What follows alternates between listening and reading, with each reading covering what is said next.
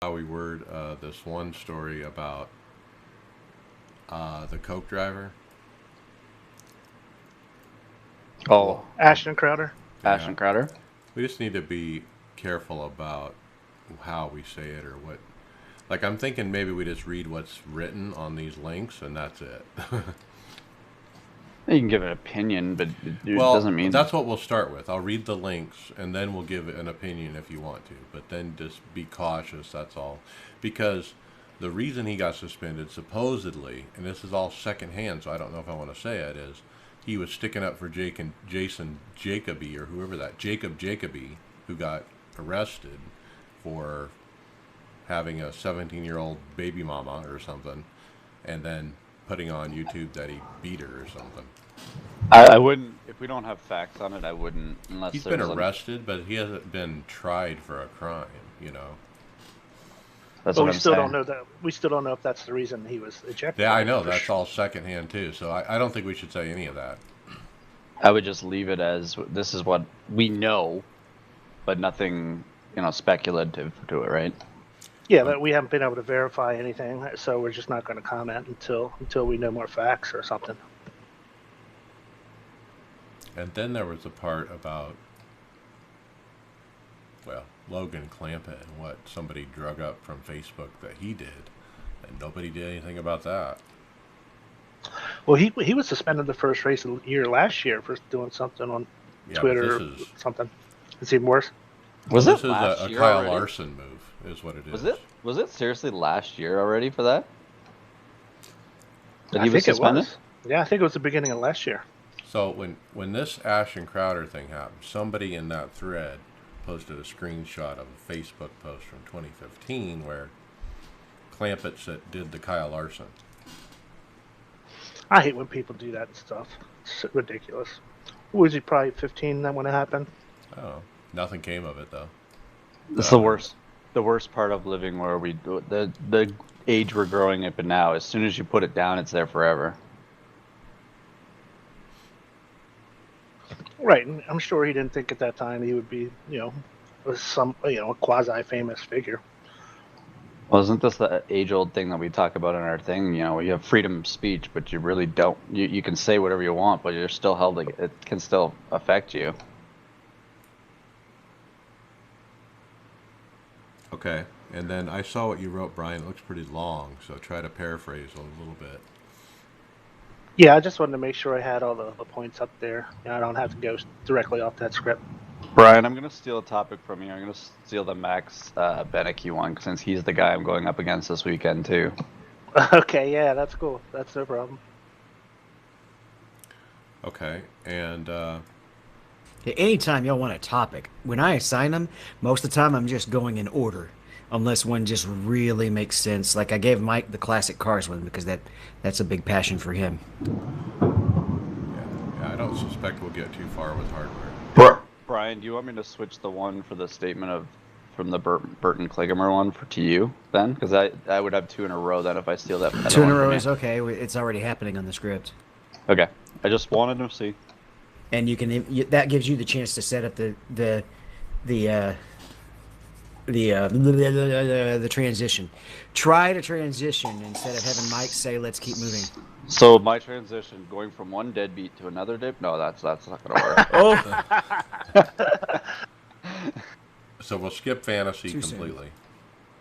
Fantasy. And Brian, be ready. I'm going to throw it to you right after intro. Okay, I copy that. And then I guess let's hit record when you're all ready.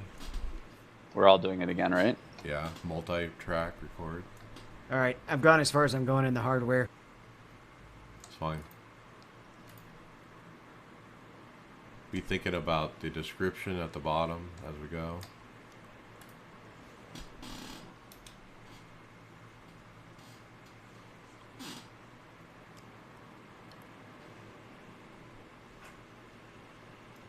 Welcome to the iRacers Lounge. I am your host, Mike Ellis. iRacers Lounge is a podcast for the iRacer, where we talk all things iRacing in a casual setting. Joining me are the usual characters, Brian McCubbin, How you guys doing? David Hall, Hello, hello. And Greg Hectus. Hey, everybody. But hey, welcome. All right, it's the NIS off week. I'm kind of lost this week, but boy, there's a lot to talk about, so let's get right to it. Brian, let's talk dirt racing first. Okay, guys. Monday night was round 5 of the World of Outlaws Late Model Series, and that was at Lernerville Speedway. And round 5 marks the halfway mark of the season. And coming into the race, Evan C. was the new points leader with Dylan Wilson in second and Hayden Cardwell, who dropped to third place after last week. So Dylan Wilson sets the fast time in qualifying, and he goes on to win the first heat after that. Hayden Cardwell finishes first in Heat 2 from a third starting position, and Evan C. wins the third heat, and Kendall Tucker won the fourth and final heat. So we're setting up with the top 3 points drivers are in the top 3 positions in the feature race. So it's setting up a contest who's going to establish themselves as to who's going to be the one to beat in the second half of the season coming up. So when the green flag drops, Wilson, he establishes an early lead until lap 16 when the first caution came out, with C in second and Wilson in third place. Or I'm sorry, that would be Hayden Cardwell was in third place at that point. And then there's another quick caution where the field got stacked up on a restart, the bunch of cars that got turned and rolled over, and Hardwell moved into second place with a quick jump on the restart.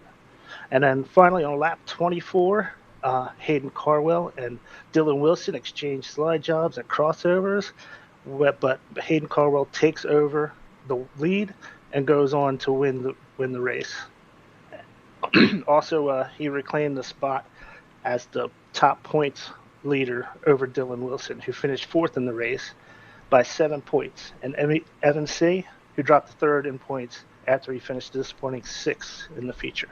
So the second half of the season is going to start next week at the Bull Ring at Kokomo Speedway. That's a nice recovery for Hayden Cardwell after his race last week. I sorry I missed this one, but boy, it looks like he really came back and pointed out that he's the guy to beat. Yeah, one thing I wanted to mention is that he's been really the fastest driver all season. He's just had 2 really bad weeks where he started in the B main and drove up to a top 10 finish, but it really hurt him in the points. And another thing that I've been noticing is that he's not just fast, but he is aggressive. He will not hesitate moving people out of the way and rubbing fenders to get to the front.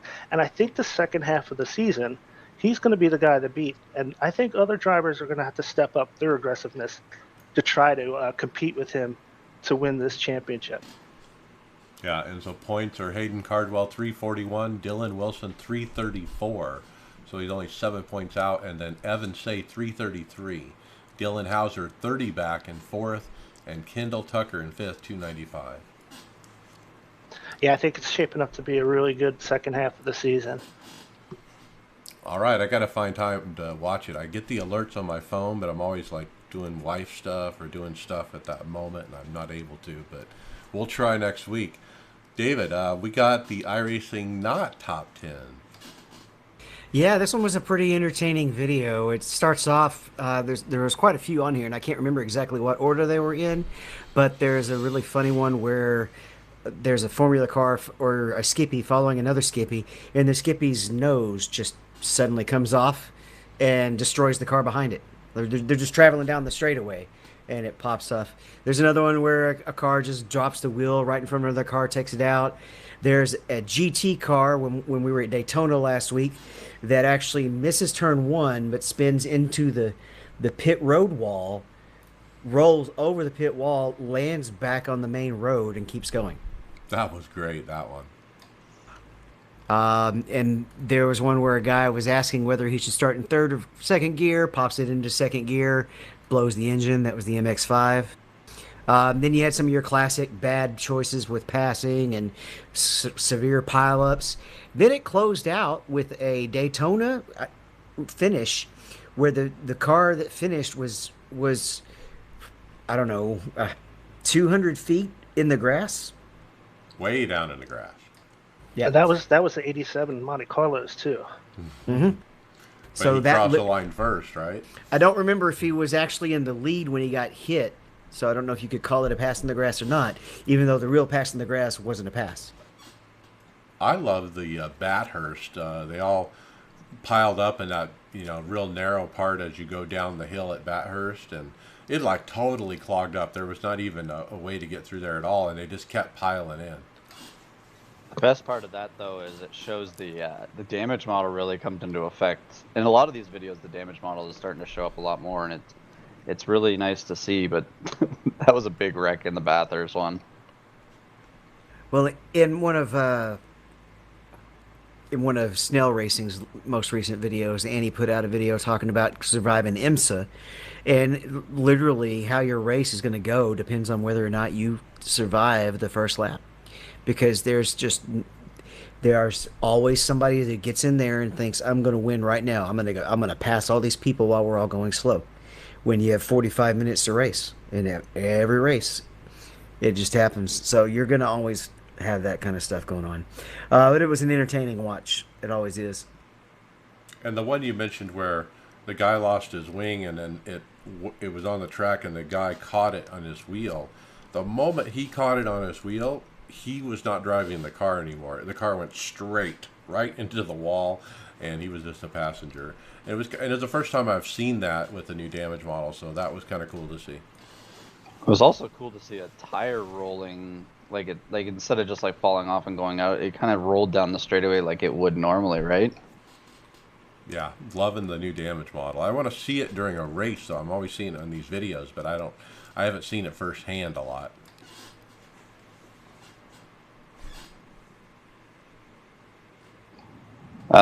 It's interesting to see how that's all come into effect, but I guess now that we got Tyler Newitt here, has been very busy with the Indy Pro 2000.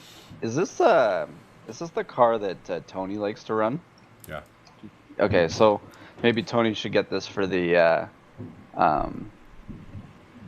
AI. So he painted the whole 2020 car set, and it's in Trading Paint. So if he put a link in the post to go find it on the forums here to go and find it, but that's an undertaking just to paint all those cars. So good on him. Yeah, car sets are cool, and if you're doing AI at all, you got to get a car set to go with it in Trading Paints, and you just basically go hit favorite in Trading Paints on the car set you want, and then when you're in the beta UI and you're setting up the beta race, you can pick that out of the drop-down list. And so whenever I run the Cup car, I have a car set that has all the traditional Cup cars and Kyle Busch and the M&Ms and Denny Hamlin and the FedEx and all of them. So it's kind of cool to have that when you're in the race.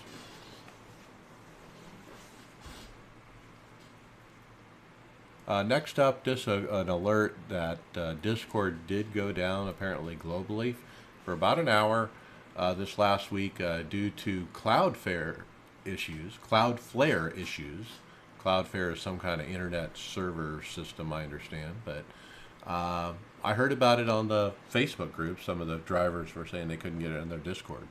And then we found an article on TheVerge.com that talked in detail about it. But we use TeamSpeak and we pay for it, so I'm not too worried about Discord. Discord is very highly used, though, in the League community. A lot of streamers have their own Discord channels going as well. Well, and you get what you pay for, right? Most of the time. Or eventually you have to start paying for it. One of the biggest thing I can't stand with Discord is the file size limit. If you're not a premium user or whatever, you can't upload videos. And so it gets really, we're sharing videos of crashes all the time in our messenger on Facebook, and you can't do that on Discord. But you can share pictures. And speaking of shared pictures, Greg West shared one recently, which is basically the 3D model rendering of the new LMP2 that'll be coming out at some point. It's a clay model is what it looks like. I think it's still rendered, but it's rendered to look like a clay model. That just happens if you don't have any texture on there. I see. It's basically they're rendering on their blank screen that they always take the screenshot of once they actually release it. They just said they, like David said, they haven't put any paint to or anything to it. It's just basically the raw feeling of the car there. But it looks like it'll be a fun car. But isn't this going to be out of date by the time we get it? Well, I was going to Almost. ask that. Yeah. But what I hope they'll just at least do is, even though it's not actually a C7 or used in IMSA, put it in IMSA and just throw that C7 in the trash. Since we got it coming, put this one in IMSA and get rid of the C7, and you'll see the numbers go up. Because I've said it before. I've seen 200 people register for an IMSA race, and in the top split there was 2 C7s in the entire field. Yeah. Yeah, it And- seems like that's an outdated car big time that needed to have been updated a long time ago. And then it just seems like this series is always behind on the uploads. Yeah, it got worse when they added the GTE cars, because at first the GT3 cars and the C7s had enough of a difference that if you get a lower I rating guy stuck up in the wrong split, it wasn't a nightmare. But there's plenty of times that that C7 driver can't keep up with the GTEs, except he's faster in the straights because he's got more horsepower, but he can't get through the corners as fast. And so he's got a slower lap time, and it's just a constant headache because they're getting in each other's way. So is it the right LMP2 to do? I think it's a matter of it. They can get what they can get. I think the reason they can't get the newer cars is these teams aren't going to share that. Well, all of the LMPs are going to a completely new build. Like this model is going away, and so they've already said they're not going to scan the DPI because the DPI is going away. But if they're not going to, this is close to the DPI. It is closer than the C7 is. So what I'm saying is, even though it's technically not run in real IMSA, well, neither is that C7. So throw it in there. So Right. just so that there's a little bit better split between the classes. So I think the biggest problem that we have with some of these series is they're all manufacturer driven, and they don't want to give up their secrets and things like that to get it out. You got to get every individual manufacturer that on the roadside. It's a lot more difficult when it's so many different cars in one series. It's actually the builders or the constructors that won't let you get near their cars. The thing is the only way to fix that is if the sanctioning body demands it. Okay, you guys need to each cough up your blueprints over to iRacing, all of you. I remember back when you had the video games and even like the old. I don't remember if NASCAR 2003 had manufacturers. I think it did, but some of the years before that, from Papyrus and stuff, they didn't get the rights to any of the manufacturers for the NASCAR series. So like it's the license agreements for manufacturers and stuff like that is so hard.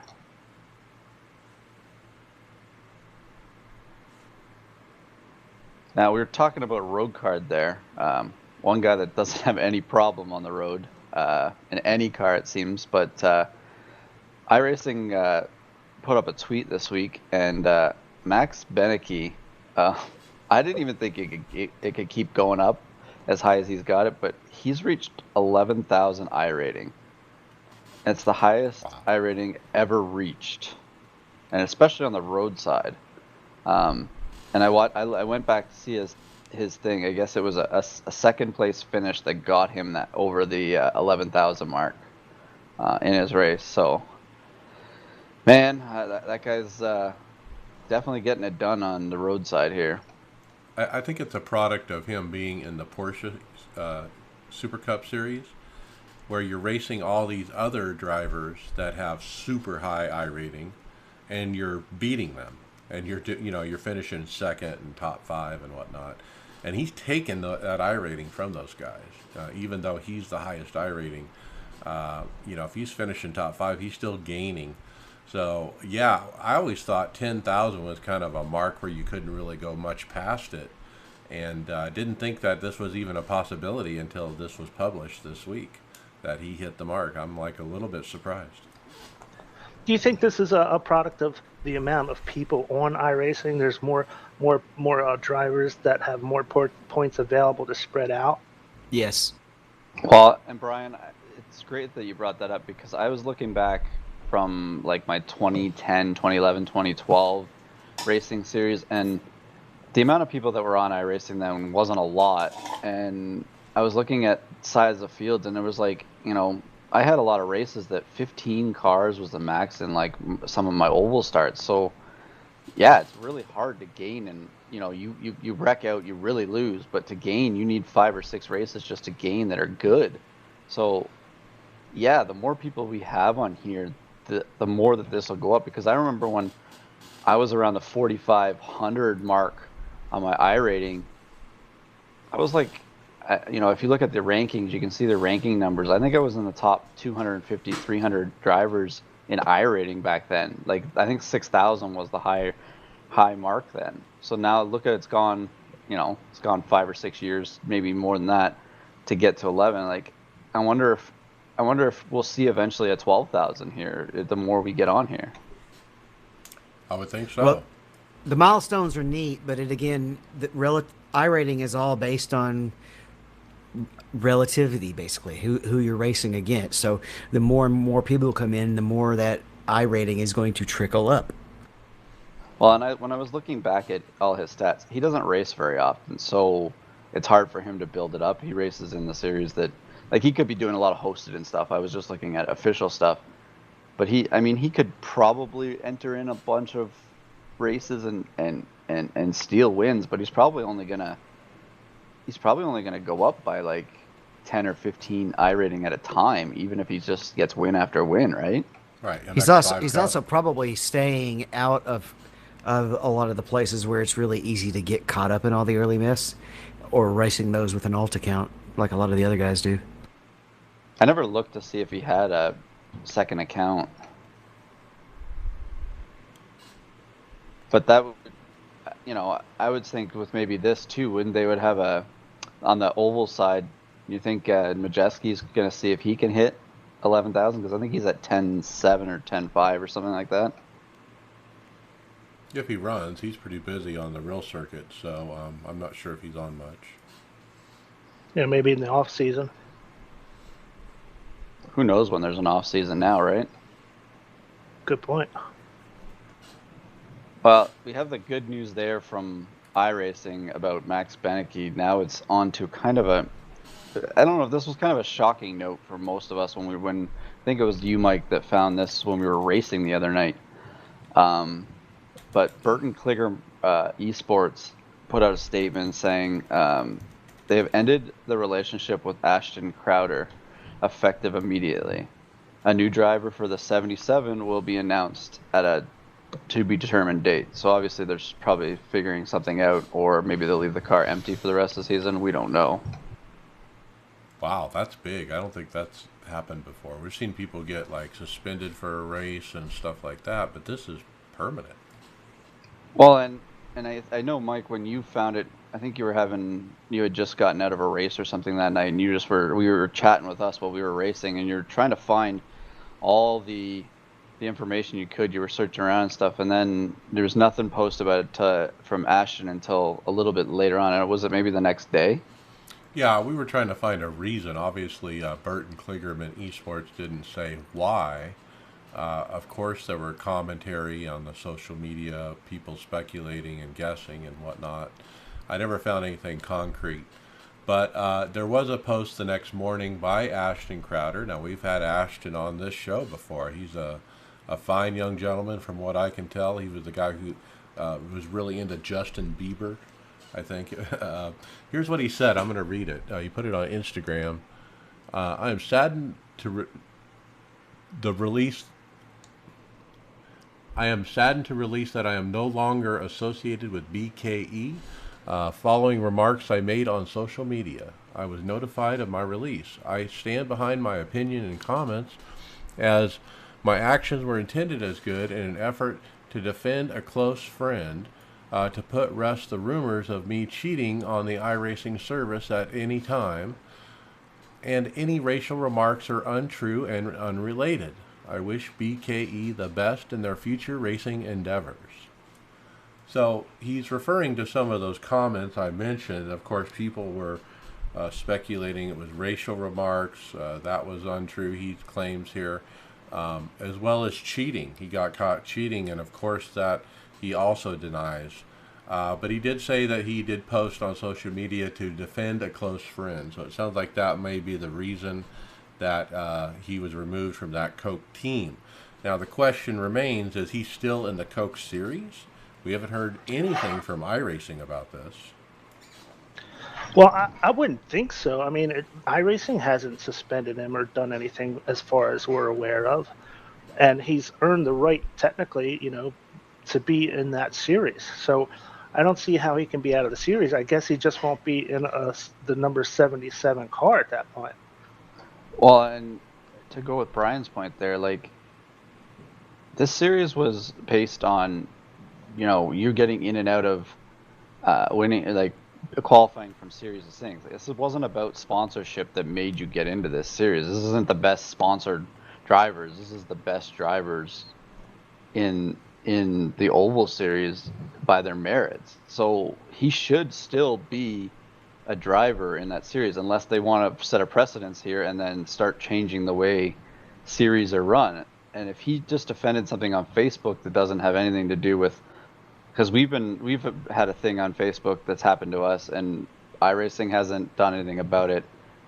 So if iRacing wants to get involved in things that aren't iRacing, then this is going to start looking bad on them if these sponsors start taking over this series and being a sponsored series and not a merit series. Yeah, I think that's a great point, Craig. Is like this might determine how much control these sponsors have of the series. Because that'll open up this slippery slope. There's been a lot of controversy in real racing over the 00 car, right? Yep. Yeah. And Yep. he basically bought his ride, right? Barely raced his way in, and there's been a lot of controversy and discussion on that. And I hope the Coke series never goes that way. I love having the sponsorship money in, but I hope it ultimately still comes down to the top 20 pro drivers move into the Coke series every year, because that relegation, that and the relegation adds an extra layer of drama. That after as the top racers are racing for the playoffs, there's still something for the back racers to race for too. Right. So 20, it's baby. it's just better. It's just better. Right. Exactly. And you have drivers like Zach Novak, who won last year, who are not in the top 20, and that's a great story to follow throughout the rest of the year. Well, and the other thing that's really, I was thinking about this too. Okay, so say they pull him out of the series just for the end of this season because of this thing, and they go on. Can he qualify again someday? Like this goes back to like even what happened in real NASCAR with the mistake from Kyle Larson. We all make mistakes. You can't hold something against somebody forever, because it's not going to be. If in NASCAR it's based on the sponsors and manufacturers and things like that, but this was never designed that way. So if they kick him out and it's like not letting him qualify again, because I'm not sure where he was in the standings when this happened, but it's not what the series started off as. And if it starts making this precedence this way, I don't think it's from what it sounds like, it doesn't seem like it'll be a fun series if that's how it's going to get dictated. Well, we'll have to see. I mean, we don't know the reason that Burton Kligerman released him, and so we don't know the severity of it. But reading between the lines, I'm going to say this is cancel culture at its finest in 2020. You say the wrong little thing just once, and boom, you're gone. And I don't know if that's what it is or not, but I got a feeling that's what it is. But it's a shame. He's a good kid, so I'm sorry to see this happen. Well, and like you just said, he's a kid. None of these guys, probably up until the last couple of years, had anything to do with PR or things like that. Anyone, like any of these kids, like Zach Novak, he was what, 16 when he came into the series? So what would he have know about being politically correct or PR or anything like that unless they're trained and things like that? So how much how much did Burton Kliger Esports work with him on? You know, they probably had discussions of what you can and can't say, but you know, he's still a human being. He's a kid. He has emotions. He's still growing up. He's got things that are going on in his life, and he thought what he said or whatever happened was what he believed. So it's just unfortunate for a someone that you know we've dealt with that seems to be a great kid, right? Right, and this whole Coke series and all has exploded pretty quickly over the past year and a half, with the amount of money that's come into it and the exposure that's come into it. So these kids, I just don't think a lot of them are prepared for it. Well, best of luck to Ashton Crowder. I hope he stays on track and finishes out the season. And we'll have to see how this plays out. Let's keep moving. Well, hopefully, something that won't take too long in the future is the cautions. We've talked about this several times, and we're going to probably keep talking about it We will until it's until we get it fixed. replied. iRacing member AJ Maselma posted his thoughts about how to shorten the cautions, and the what he listed is actually literally exactly how it went until they made the change to the Pocono track, an Indy track. That's the way it used to work. Was basically 1, 2, 3, go. Right? It is too long. We've shown the evidence, and again, we had somebody reply on the thread: the cautions aren't too long. If you Happens, enjoy Vladak. if you enjoy sitting there for 4 laps under caution they've already said, hey, we want to make the cautions quicker, so they shortened them down to 2 laps at Pocono. Why make it 4 at all the 1.5-mile tracks and But mile it's been tracks? 3 the entire time I've been here. Yeah, and the only place I could see maybe at Bristol and Martinsville, maybe 4 would be cool because it's so chaotic getting everybody in and out of the pits. But it can't be on purpose. It's a mistake, and they're not. I can't see how they would have done that. Hey, we're going to make cautions shorter at Pocono, but let's make them longer at Kentucky. It doesn't make sense. And Sorry, Mike. I really hope that this gets resolved before the full race at Darlington. And it seems like that's the opposite way they've been trying to go with like the new rules with the super speedways, where lap cars can pit in the same lap as the lead cars to shorten up the cautions. That's exactly when this happened. They made the speedway shorter, but something changed and made the 1.5-milers in shorter longer. And it has to be a mistake. And I wish they would at least address it and say, hey, yeah, we're looking at this, but they seem to be ignoring this one. the spotter also doesn't call out the lucky dog anymore like it used to. We were hoping this was fixed in the build this morning. I did run a hosted race hosted by Tim Duggar at Kansas in the super late after the build, and yeah, the cautions are definitely too long. Everybody in there was like, oh my god, this is miserable. Okay, next up I have is, hey, Timmy Hill. Of course, they went to Texas in the NASCAR series recently here. He took a trip into Victory Lane, and they set him up at the Texas Motor Speedway with one of those fancy signature cowboy hats, and he got his photograph shot in the Texas Speedy Cash Victory Lane with his... I didn't see that he got the 6-shooters, though, but he definitely got the cowboy hat. So, pretty cool for Timmy Hill. This one is the boots. This race was the boots, Mike. Oh, it's the It would've- boots, I see. Yeah, the 6-shooters are the fall one. And so this was in reference to him winning the virtual Texas Motor Speedway during the Pro Invitational Series this spring. And somebody in one of the races this weekend did get a shotgun, didn't they? Or a rifle? That's like the best trophy. No, that would be an interesting poll. What do you think is the best trophy in NASCAR?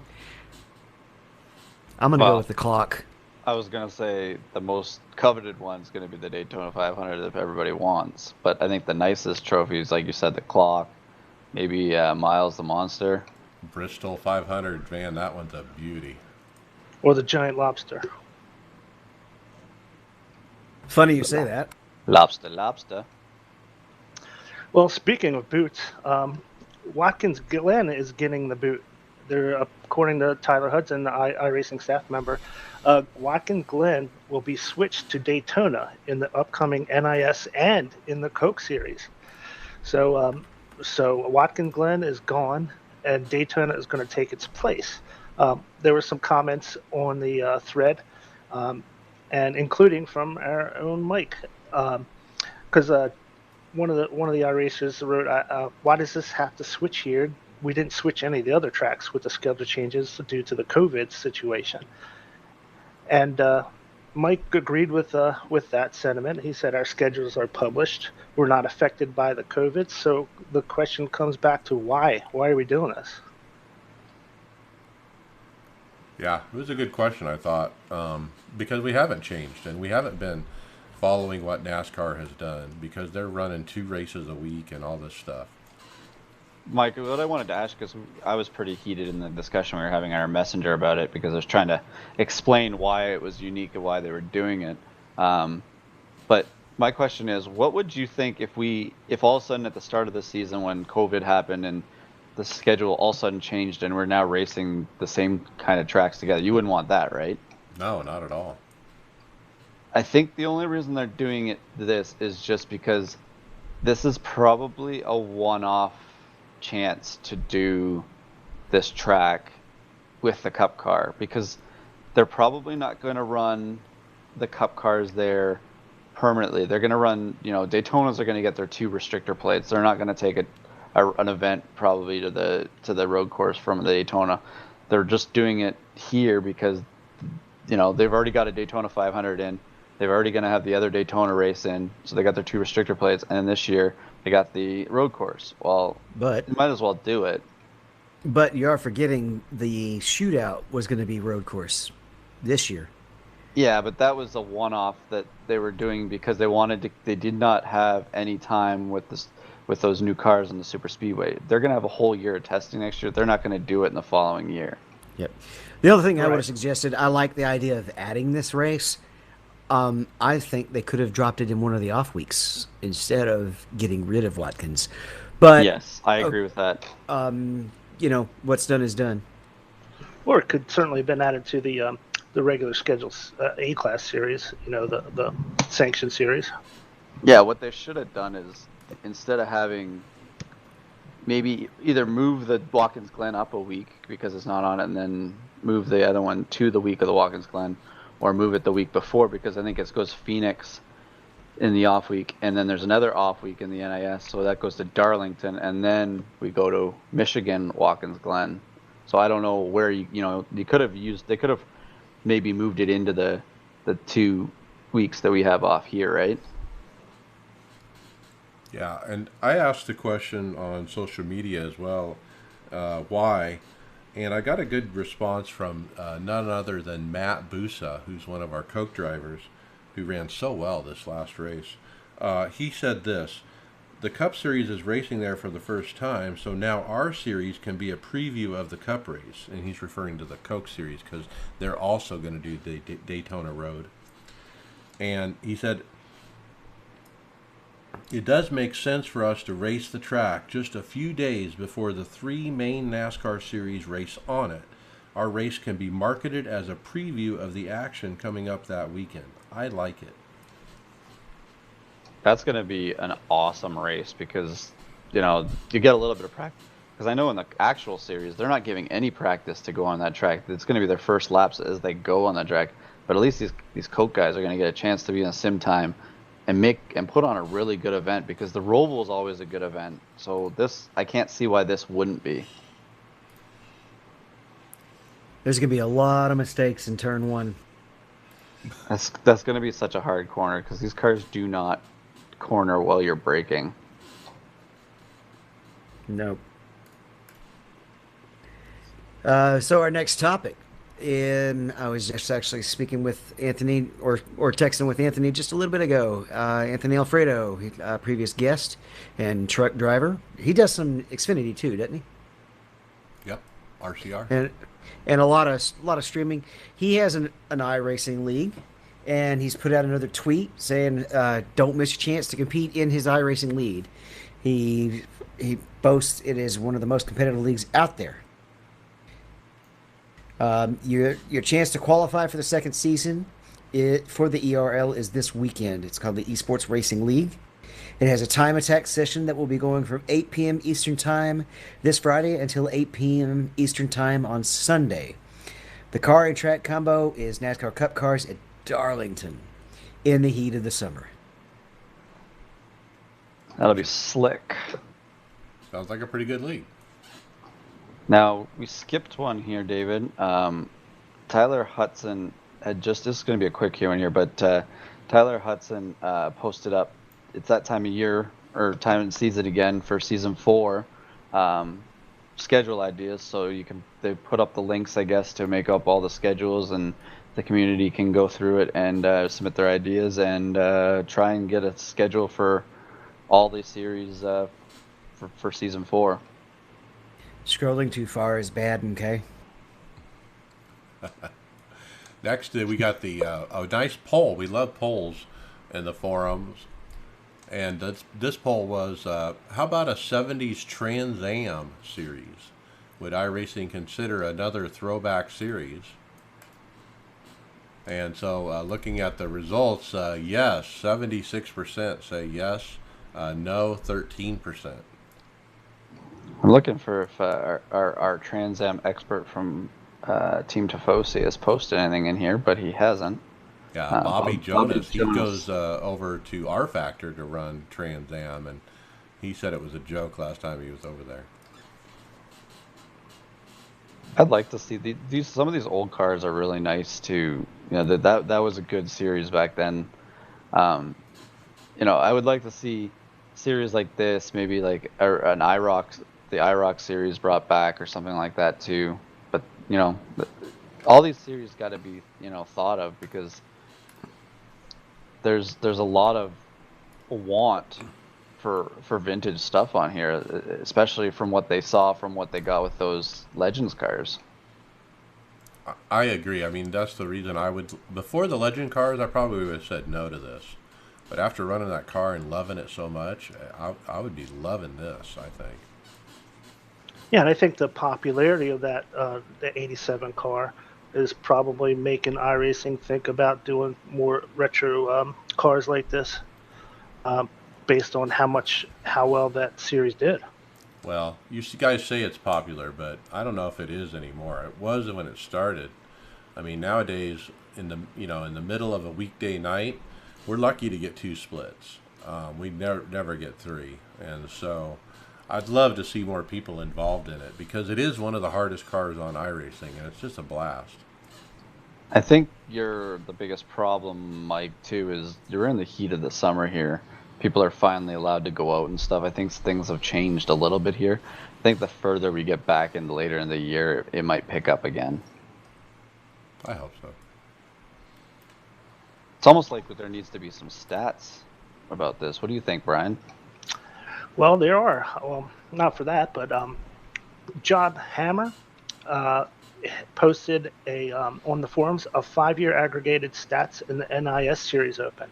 So he goes back 5 years in stats as to things like incidents per person per race, total participants, and as you would imagine, it's been going up ever since 2016 to 2020.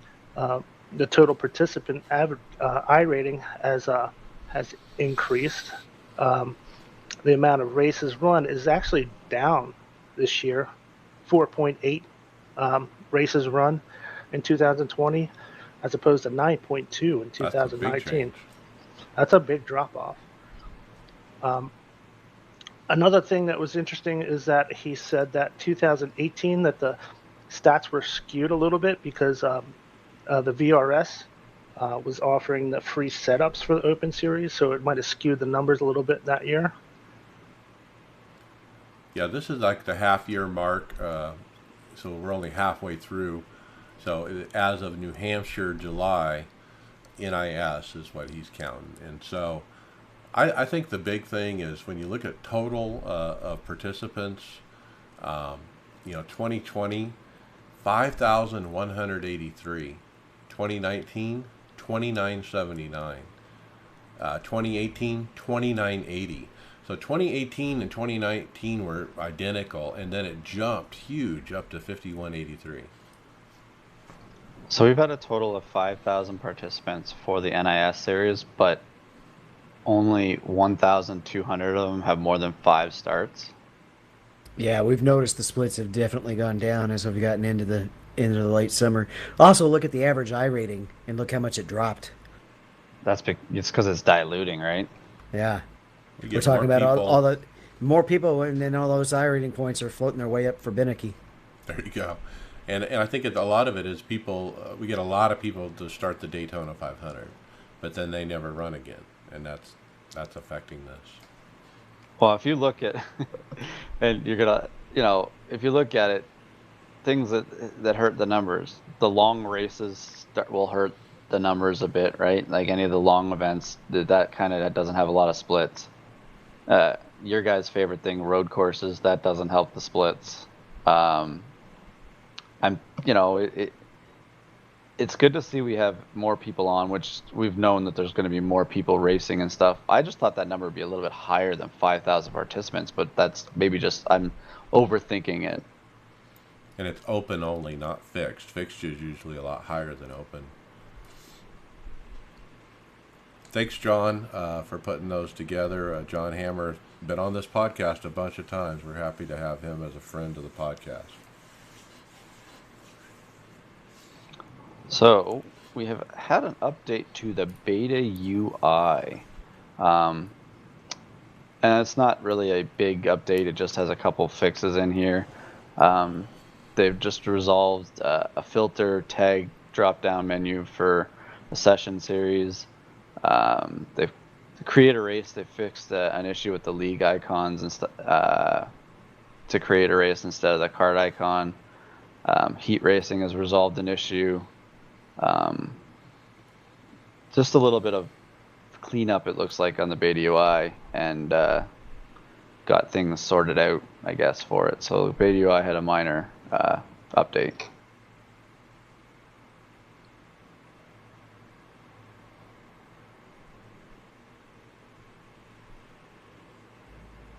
We have a special announcement. Joining previous guest Landon Castle, Bob Jenkins is going to be on the call for the Kicking the Tires 150 at Bristol. And that says tonight. So is that actually tonight? As we're recording? I think it was July 20th, 3 days ago. Okay, so that happened. I didn't watch it. No, I didn't watch it, but man, I was salivating at the thought of listening to Bob Jenkins call a race. I mean, Bob is a legend, man. And I always get excited when we get these announcers from the past. Ken Squire and Bob Jenkins and Alan Bestwick involved in these sim racing broadcasts. I don't know. It just really ties the real world and sim world together for me in some way that just pleases me to like punch. I don't know why. I'd love to see the MRN crew to get together and actually do a real radio broadcast where Dave Moody and Bagley are actually watching only from the corner and calling it like that. That would be cool. I actually did watch a little of the video with him on it, and it's just amazing how your ears perk up when you hear a voice that's so familiar to you. It's really a cool thing that he was doing that on an iRacing race. I just turned on the broadcast. It was the other night. Actually, it's really interesting to hear his voice while the broadcast is going on. So good on him for jumping to the other side here, to the dark side of iRacing. He seemed genuinely excited about doing it. It was really good to listen to. Yeah, he was the voice of Indy 500 for the longest time, and I almost feel like he got forced out of that job. And I don't think he's done anything since, just retirement, I guess.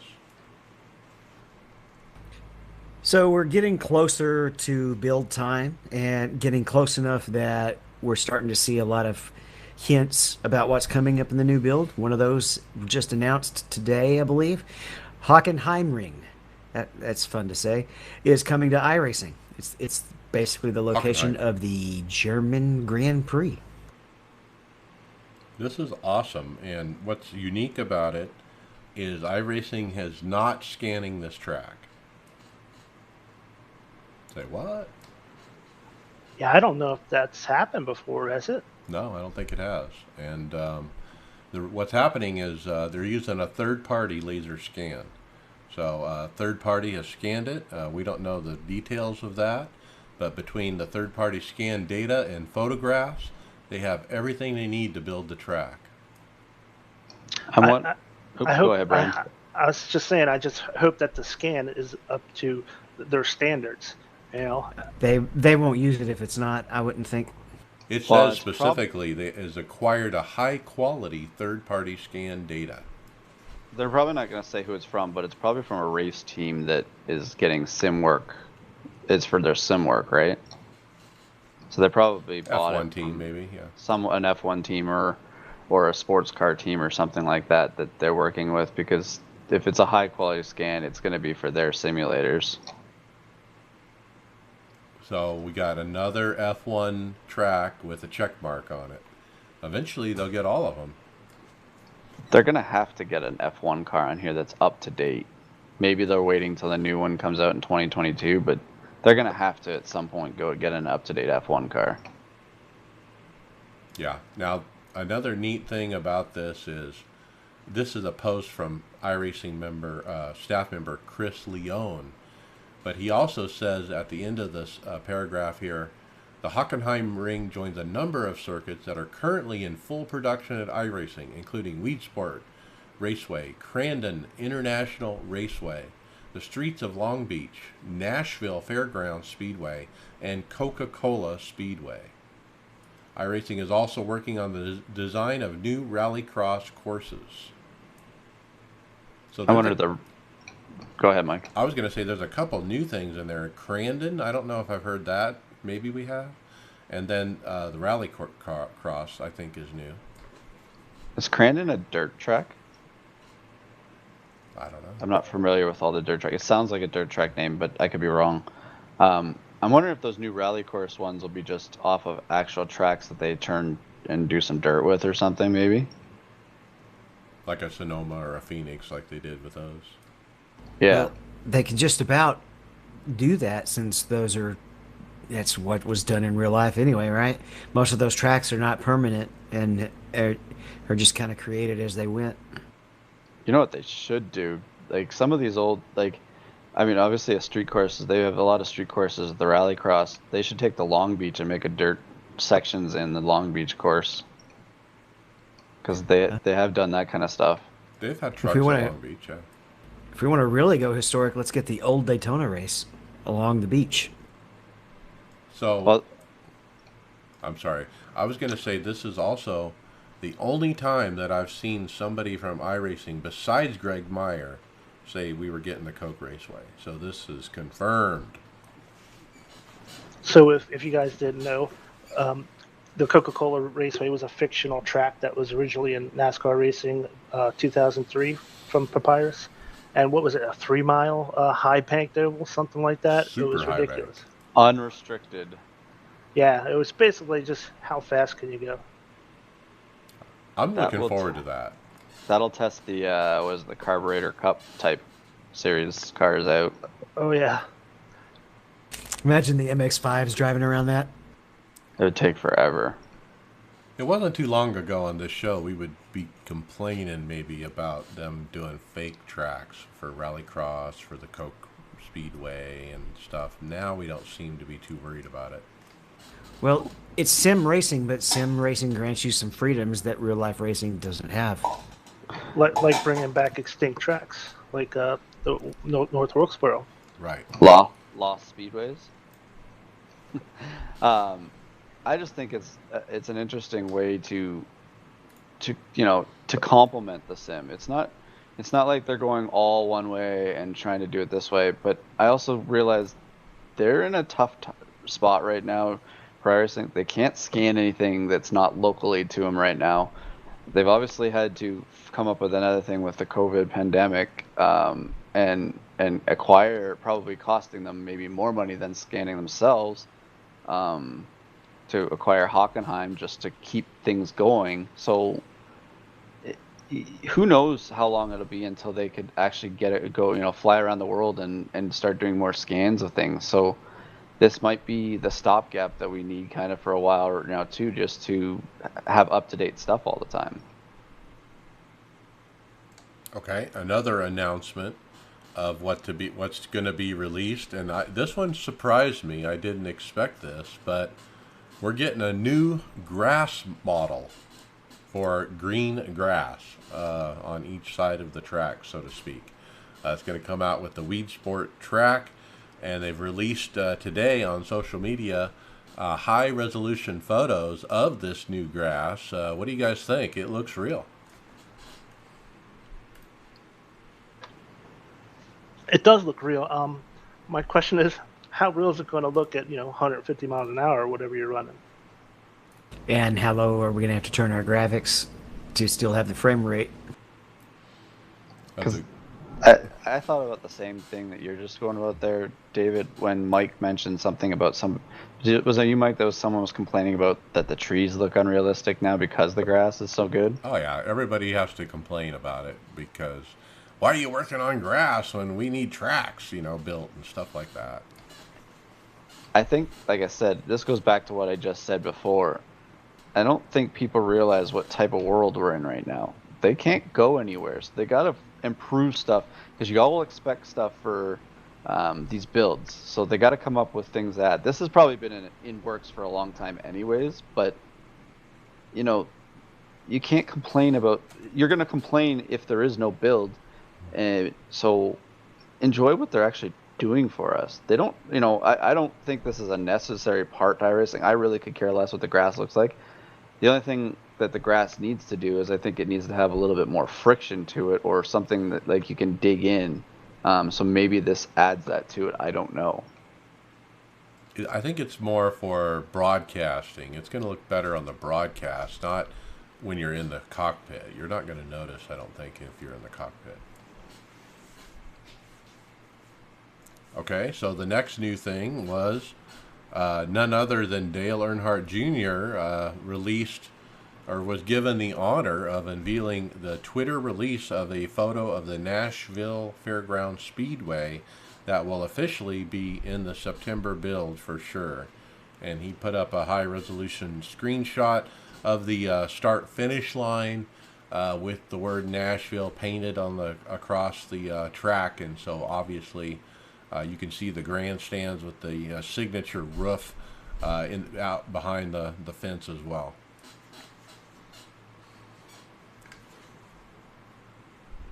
Pretty cool to give him that honor to announce that, since he had so much to do with the scanning of that track and others. Is that the track where companies were trying to buy billboard space because they knew of an upcoming scan? No, that was South Carolina something. What was it? It was Wilkesboro, was it not? No, it was No, I think Brian is right. It was Nashville that they were doing it for. Was it? Yeah, I think he's right. If I remember correctly, it was Nashville that they were doing it because Wilkesboro was already done, and they saw that the way they did all the campers and stuff and the billboards, the older billboards, so that's why they thought about buying a billboard space. So I think he's right. It is Nashville. I keep remembering a track in the Carolinas where it's a little short track where they always get in fights all the time. Well, that's Bowling Gray. They haven't scanned that one either. No, that's where I think the billboard was, Bowman Gray. But anyway, who knows? Let's keep moving. Brian, we got 3 brand new videos. Right. So iRacing released 3 videos on YouTube today that are very informative videos that answer like a lot of commonly asked questions, especially for newer participants in iRacing. A friend of mine just started iRacing a couple of months ago, and these are the kind of questions he was asking me as he was getting started. It explains what licenses are, how to advance in licenses, and all the information you need on that kind of front. Another video talks about your safety rating, how it's impacted, how to increase it, and what affects it. And then there's a third video with which explains the minimum participation requirements. So all 3 of these videos are great, especially for newer drivers who aren't that familiar with the sim. And yeah, I think they're quite a good asset for iRacing to put out. Yeah, pretty straightforward. They show, where to click in the beta UI, which is very helpful because I've never been a fan of how the beta UI is laid out. It's hard to find stuff. And one thing that kind of threw me off on the licenses video, they show the beta UI how to filter to what I would call official or unofficial racing. Like if you want to go to Carb Cup or Dallara Dash, you got to go to unofficial, right? That's how we would do it. But they don't use the word unofficial in the beta UI. They use ranked and unranked. And I don't think I've ever even heard the term ranked and unranked in iRacing until I saw it in this video. And that's how you have to pick or switch between official and unofficial in the beta UI. Why are they changing terminology is my question. Why can't we just, have the same terminology we've always used? Right, and I think that's been a lot of the issues that people have been having with the beta UI is that these things are not familiar with what you've been using for years. Right, and then they changed the name of it, and so when you click that filter and you see, those 2 words, I don't think it's registering in my head what that actually means, but it means official and unofficial, and I finally get it after watching the video. But I think the overall point is I shouldn't have to watch a video to be able to figure that out. I think a lot of people miss these videos though. Like a lot of these things should be, when I first started racing, there was none of this stuff. You had to learn by what's going on for a lot of people as they're asking questions at a lot of forums pages or Facebook and things like that. We need to these tools need to be used that they're doing this because I was still getting into races, the NIS races the other day, or last week, and people didn't realize about the tires still, and there's just a lot of things that people are missing all the time. They're signing up for stuff and not knowing what's going on, right? Yeah, we're pretty well informed here because we do this show, but you're right, a lot of people aren't.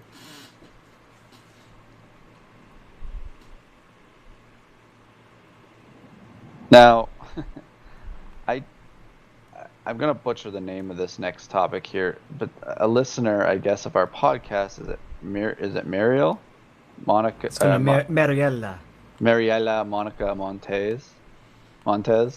She posted, tagged us on her Instagram, a painting of a race car, and it actually comes with a quick little video of her doing it as well, and I'm so impressed by it. It's a really nice painting. It looks like she's got some really good art on here. So, thanks for tagging us in this awesome painting. Yeah, it's all in Spanish, so I can't read it, but very cool that listeners are thinking of us as they paint race cars. I love that. So another article that paints a good picture of some of our legends of iRacing is the next topic. Overtake does an article featuring iRacing legends Ray Offella, Gregor Hutu, and Martin Kroenke, as well as a few others. The article doesn't go too long into each, but it gives you a nice piece of little information of names that basically are like our Dale Earnhardts in sim racing, right? Or Jeff Gordon's. Ray Alfala, Gregor Hutu, Martin Kroenke, Max Benecke, and Bono Huis are the targets of this article. And it's basically a brief history, like a paragraph of their history coming up through the ranks and, their accomplishments and what they're currently doing. And it's kind of neat for me to read this because just to get a reminder of where these people come from. And so, for example, let me read the Gregor Hutu one. It says, when you're talking about the best sim racers of all time, you might as well just mention Gregor Hutu in the same sentence. This 40-year-old, hailing from Finland, has arguably been the most consistent sim racer ever since he started competing. Hutu himself said he started racing with the game Grand Prix Legends. Once again, citing his love for Formula One, the Finn also gained a reputation for improving lap times that were thought to be almost unbeatable before he had a go at them. So nice, it's a nice read, and this is the same website that did the article on Ray Alfala, the long article a couple weeks ago. It's overtake.gg. The thing that gets me with this stuff is these guys, when they got into iRacing or any of the sim racing, did they ever think that they were going to be, front page article guys and become what they've become by just, getting behind a sim rig and a steering wheel and on their computer and doing it? Like, it's kind of just, we all want to be something someday, but these guys, they've gone out there and done something with their skills. Well, cool. I'm thinking on a generational level almost. Back in the Gen X days when we were kids, if you were good at gaming, that was it. You're a nerd. And anybody who was good at it that didn't want to be thought of as a nerd didn't really tell anybody. So, but now they're literally at the top of the heap in their own little niche. Okay, we're going to move on to the release that was put out this morning. It was Season 3, Patch 4, and we have release notes, and I wasn't a big fan of the release notes, and there were some others that weren't fans as well. But for example, one of the very first sentences doesn't even read right as a sentence, but, race control, it says, fixed an issue where a time-limited race finish could sometimes not triggering at all. So that's how it reads, but I think it means that the finish would not trigger if in some scenarios in a time-limited race. But I've also read some forum posts this afternoon where Keegan Leahy was begging for some better release notes, at least on the Cup car, because, Brian, they made some changes there. Right. According to the new releases in the update here, it seems like that the cars are going to be harder to slow down. The tires are going to start looser at the beginning of a run, but have more overall grip when they come up to temperature. And going over that temperature threshold, if you overheat the tires, it's going to create a larger issue with the handling of the car.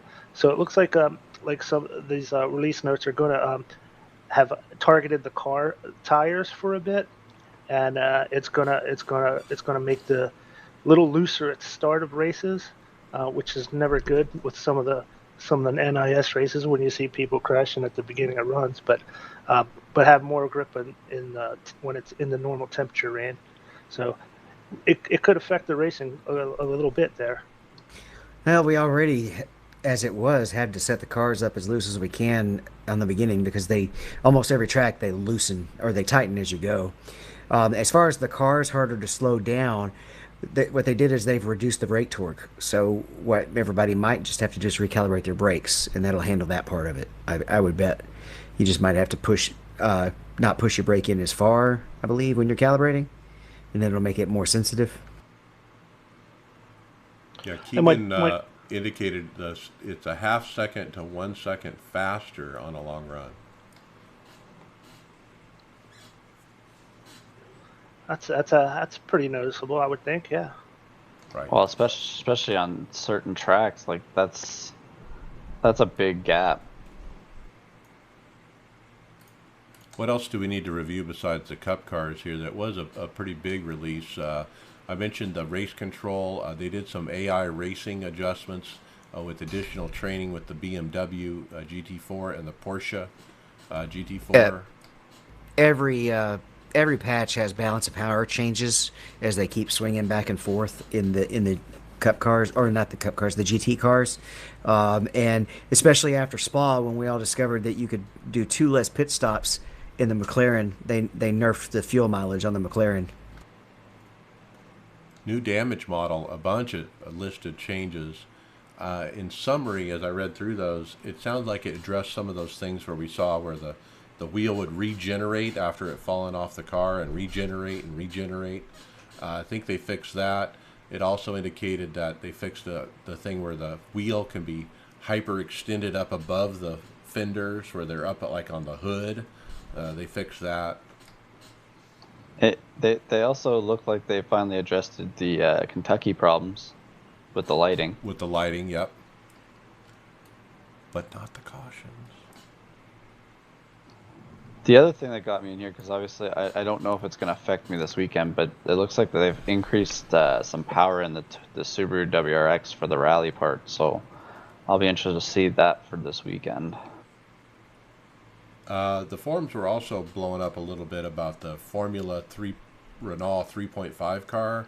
Significant changes on that car, and they had a separate thread just for that car. But if you're, I don't even own it, but if you're into that, you might need to check that one out.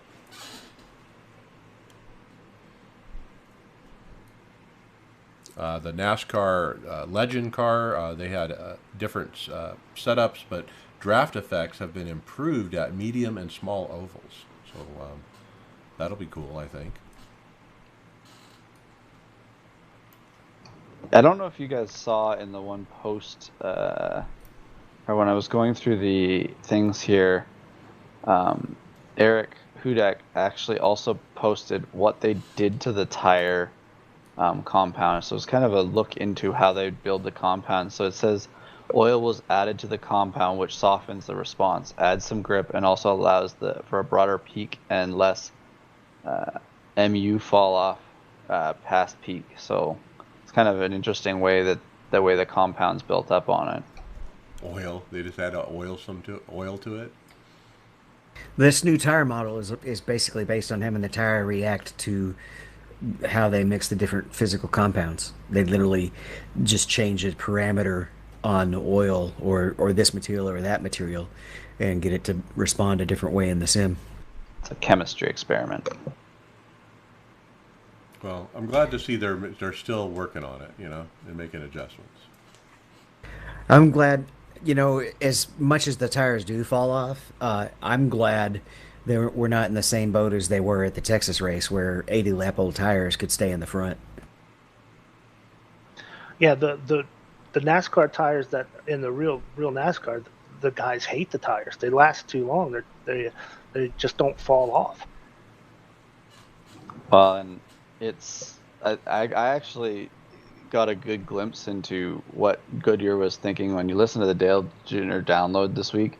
He explains what Goodyear would be going through, and it totally makes sense why the tire's the way it is. But at some point, they're going to have to come up with a different type of tire for these cars. Well, nobody wants another Indianapolis to happen where they had to throw a caution every 7 laps. Right? They really don't want the tires blowing out. But they're basically Goodyear's in a box. I mean, we're getting off of iRacing, but Goodyear's in a box because the cars have so much downforce and so much corner speed that they can't make the tire soft. It's not Goodyear's problem that NASCAR picked a crap package with all this high downforce, but I digress. And then took practice away from them, so they can't even test the tires. Speaking of practice, how much do you get to practice for your Cup of Nations, Greg? Well, this has been an interesting topic this week. A lot of it I can't show on our thing here because a lot of it's got to do with the Discord pages.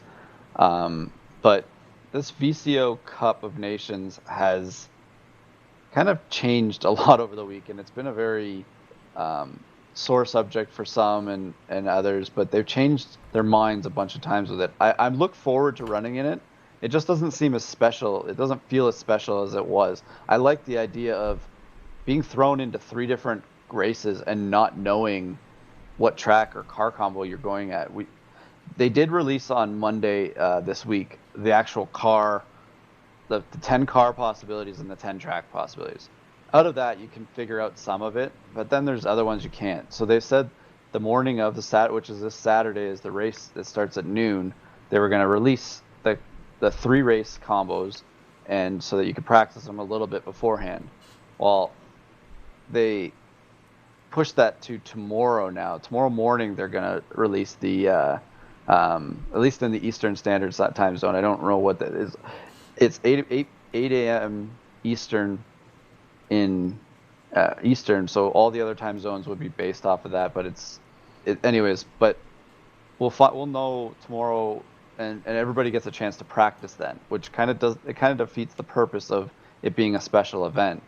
And that's what I was kind of looking forward to, because now I'm going up against guys that maybe they got their hand a little bit better. They can, I'll be able to practice, yes, but they're going to have just even more. We're in one of the toughest divisions, so we're not expecting much out of it, but Team Canada wants to try and do as good as we can here. Well, yeah, so they can practice on Friday for the event Saturday. I don't know. I like the idea when it was all in one day, though. The other thing that I did learn this week, too, is there's the 16 different 16 different qualifying teams. They're all going to, when they run that race at noon, and I don't know how they're spacing the races after that, but the first race at noon, every country competes in the same race.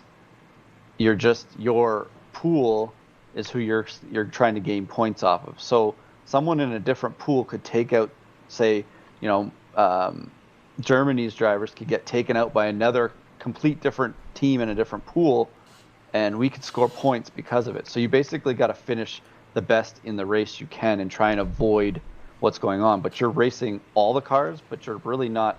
You're trying to get points off of the group that you're in. Right. So it makes it a little more challenging. There's obviously going to be, I think it's the first 3. The first event has 3 drivers of the 4 from each team. So someone's going to sit out, depending on what their strengths are. So obviously, if we got a good road guy compared to myself, we'll put him in over road. I'm okay on road, but if there's someone stronger than me, but maybe ovals will be more mine over somebody else, or dirt or something like that.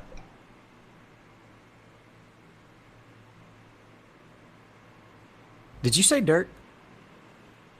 I did. Got a dirt pro tip for you. iRacing member Nick Nabin posted a note on the forums that in the dirt races, you don't need to serve black flags in the race.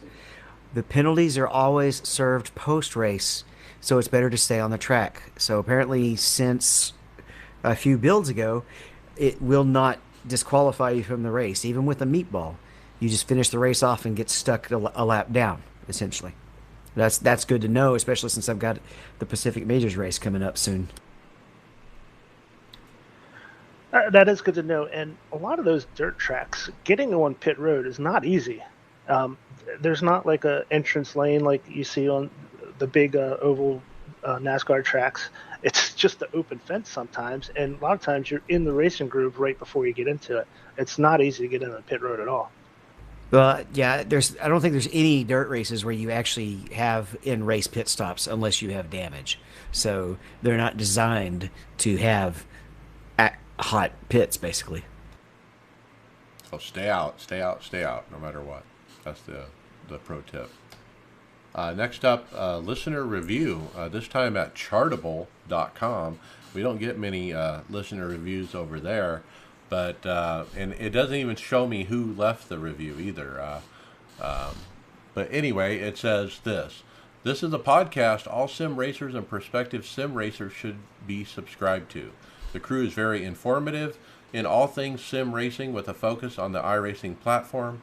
Immense amount of knowledge from gear and equipment, sim rigs, racing series, news, and future events. A must-have weekly podcast. Thank you for that review. We just need to copy that and paste it on our front page. And speaking of Chartable, we'll go into housekeeping next. Tell me, where am I don't have this podcast? Find me a platform out there that hosts podcasts that doesn't have the iRacers Lounge or the Aftermath, because we need to get those on every podcast platform in the planet. And I think I have them out there, but if I'm missing one, I need my listeners to let me know. And with that, we're in regular rotation over at the Performance Motorsports Network. Look who joined us, Tony Groves. Tony, remind me, how many listens do we get over at PMN? Well, I don't think we have an actual number, but we do reach a potential of, what is it, between 500,000 to 1 million listeners. In a week. Yes, that's right. That is per week. Per week, apparently. Yeah, that's what they told us. So that's a little bit higher than our regular podcast numbers, but we're happy to be involved with PMN over there. And with that, let's go right to fantasy. Since Tony jumped in, I'm going to put him right on the spot. What do you got? Oh, what do I got? Well, I mean, it's Thursday night, and we are racing. We're racing at Kansas tonight, so I hope everybody got their picks in. By the time they hear this, the race will be almost over, or it will be over, because they'll be listening to it tomorrow. But boy, oh boy, Sunday, that was a bit of a nail-biter. Not so much with the racing, except, the very end. But there was a bit of a mix-up on the app. I was about 20 laps to go, and I wanted to swap out my garage pick, and I couldn't. Everything was locked down. And I went searching around, and, it was almost 30 laps in, people couldn't switch. So we weren't quite sure what was going on. But basically what they did is they noticed that the screw-up happened, and when you went to go make your picks today, there's a nice little message at the top saying, we're aware of it, apologize. And what they did was they basically eliminated the lowest scoring drivers so that you had in your lineup because you couldn't make that garage pick. And I thought that was a very nice way to do it. And you don't, I was trying to find the actual write-up, but there was a thing there saying that I don't know if it was the garage pick that didn't count, or if your whole lineup didn't get counted as a usage. But at the very least, it was your garage pick, because I was able to take my garage pick from last week and put him right into my lineup this week, and I didn't. I still got the same amount of uses, so that absolutely helps. With that being said, because of them doing that, I was actually able to maintain my lead. It's not by very much, mind you, but I still have it, because if we couldn't swap out my garage picks, boy, I was hurting last week, and I definitely would have lost that lead. But I think we're only about 8 points, 8 or 9 points. I'm in the lead. Just in time, he's right on my tail. He wants that spot back, and the challenge is on. Chris Scales, Jedi McFly, he's not too far back either. He's like, one solid race from him or one bad race from me or just in time, and he's right in the mix. G.I. Joe is in 4th, Smiling Ninja is 5th, Laird Racing 6th, KBM is in 7th, Romance Girl is in 8th, Res Dog is in 9th, and Carrie Cial is in 10th place. Mike, you still haven't moved, my man. You're holding that 12th spot very, very strong. I'm just waiting for you guys to falter. I'll be right there. I figured that's what you're doing, just kind of laying in the weeds a little bit, waiting to pounce. Greg, I see you've been active. I think you fell back a little bit though, did you not? I'm still in the same spot. I was 20th the last 2 weeks. I think one of the weeks I didn't make any changes at all during the race. I just didn't get a chance to. But last week's with that screw up, I was kind of worried. Yeah. Well, luckily they took care of you. Hopefully it worked out in your favor. We got 8 races left, and it's all. This is where all the strategy comes out. Like, did you hold your stuff back? Your top guys, your Kevin Harvick's, your Denny Hamlin's, Ryan Blaney's. Do you have enough of them to make it to the end, or are you now looking a little deeper into the field, looking for those just sleeper picks? And Austin we've Dillon. got. Yeah, I mean, who would have guessed that, right? Like, if you had him in your lineup, man, you got a lot of points over that guy. But we've got some interesting tracks coming up. We got a doubleheader at Michigan. We got double header. Is it a double header, or is it just twice in a row at Dover?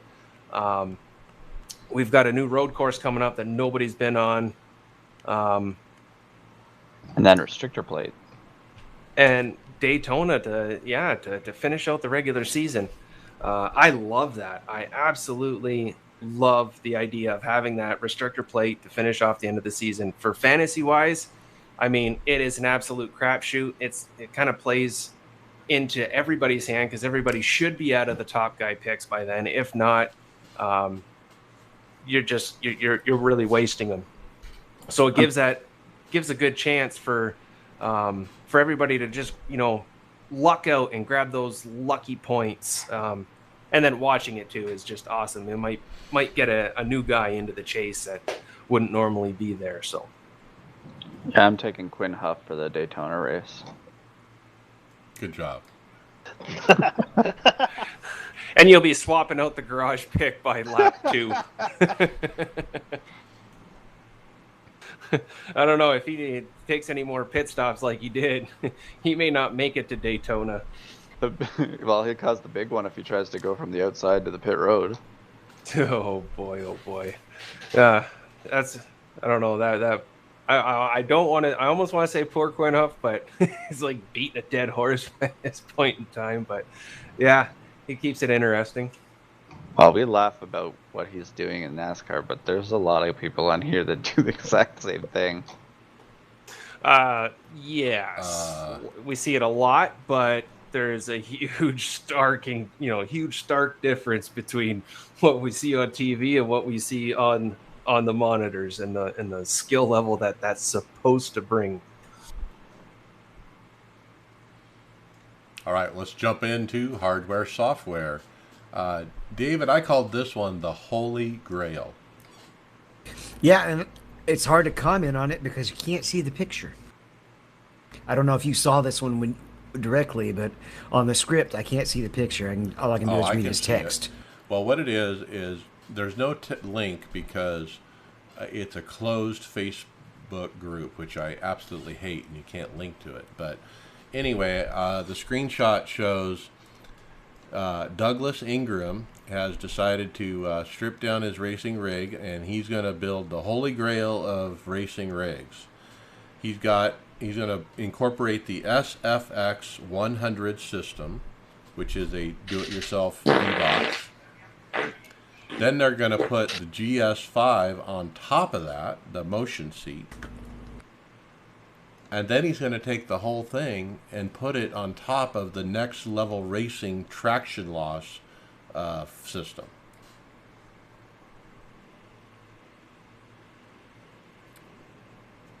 So is that 6 DOF? I don't know.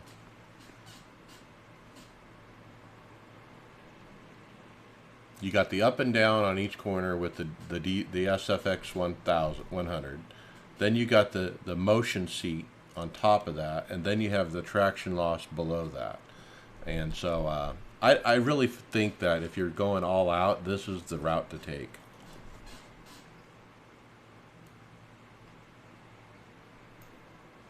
If I'd like to see if this guy has that some testimonial on that G5 seat. You know, well, how does it work in conjunction with all that other motion is really the question, you know. Because I would think just a regular seat would be okay with all that other stuff he has. The D-box and the traction loss.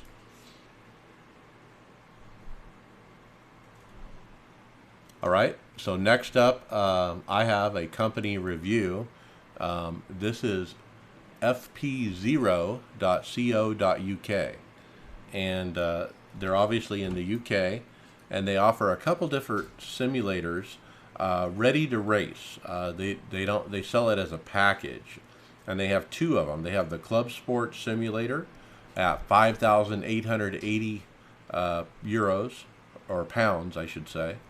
And then they have the Pro 2 Simulator at 14,950 pounds. That comes with training and pro support. And if you check out the cockpits and the rigs, you know, it's a basic metal stationary rig. They got Fanatec components, it looks like, and a nice widescreen curved monitor and stationary seat. It doesn't say anything about the computer and whatnot, but I just don't know how it adds up to 5,800. Yeah, I don't see that kind of value in that. I don't either. Only if if it's got a DD on there and a high-end computer, maybe. If that's included in the price. And maybe you're paying a convenience for the package. You know, you're letting these guys decide everything, pick the components, put them together, probably even set it up for you. Who knows?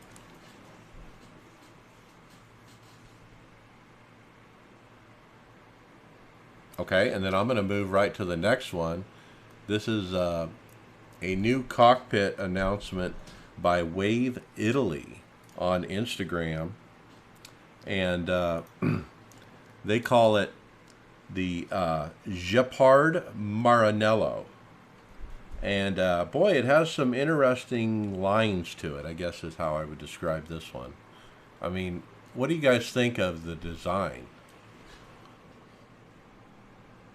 I think it's a really cool looking design. It's very sleek looking, looks kind of carbon fibery. Looks very Formula One style to me. Yeah, very sleek. Lots of curves, and the way that it's kind of up off the ground, you know, and it's like where your feet are down at the ground, but the seat and everything are like up in the air. I don't get it.